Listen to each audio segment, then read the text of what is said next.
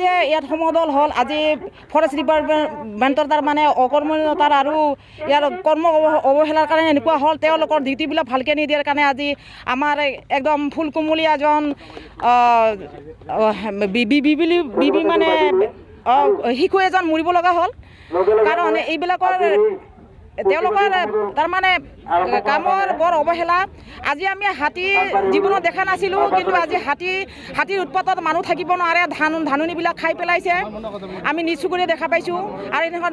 black firing যে কৰিছিল সেইটো আমি নিজ চকুৰে দেখা পাইছোঁ আমাৰ বন্ধাপাৰাৰ পৰা তালৈকে গৈছে কিন্তু ঘটনাটো আমি দেখা নাপালোঁ কিন্তু পিছত গম পালোঁ কিছু সময়ৰ পিছতে মানুহ মৰিছে বুলি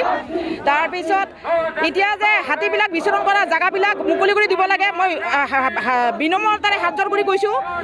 হাতীবিলাকক তাৰমানে যিবিলাক বিচৰণ যে আজি হস্পিটেলত পৰি আছে তেওঁলোকক যাতে সুৰক্ষা দিয়ে উচ্চ স্তৰৰ যাতে চিকিৎসা দিয়ে আৰু আমি গম পাইছোঁ যিটো গুলি আছিলে সেইটো ৰবাৰ বুলি কৈছিলে কিন্তু সেইটো ৰবাৰ নাছিলে তেওঁলোকে ডিফু অফিচৰ পৰা কিবা এটা বেলেগ ফৰ্চ আনা বুলি আমি গম পাইছোঁ এইটো ভালকৈ ইনকুৱাৰী হ'ব লাগে আৰু যদি ইনকুৱাৰীটো ভাল নহয় সুতদন্ত নহয় তেতিয়াহ'লে নিশ্চয় জোৰদাৰ ইয়াত আন্দোলন কৰিব বাধ্য হ'ম কাৰণ আমি এই অঞ্চলৰে বাসিন্দা আমি কিবা কিছুমানৰ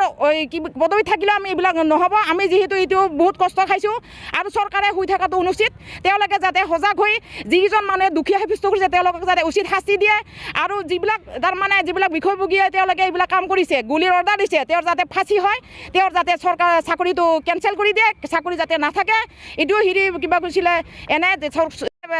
গুণতা লগাই তাৰমানে চট দি থয় সেইকাৰণে তেওঁলোকে যিবিলাক বিচৰণ কৰা জেগা সেইবিলাকত যাব নোৱাৰে মই চৰকাৰক বিনম্ৰ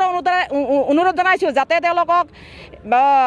যিবিলাকে তাৰমানে দখল কৰি আছে চৰকাৰী মাটিবিলাক তেওঁলোকে দখল কৰি বহুত বাগান বনাইছে সেইবিলাক যাতে উচ্ছেদ কৰি সেইবিলাকত হাতীৰ খোৱা খাদ্যৰ কাৰণে গছ গছনি আঁচনি লৈ এইবিলাক কৰে এইটো মই বিনম্ৰতাৰে আমাৰ মানৱ অধিকাৰৰ ফালৰ পৰা আমি কৈছোঁ আমি মানৱ অধিকাৰৰ মানুহ যিহেতু আমি এইবিলাক ভাবিব লাগিব আৰু আজি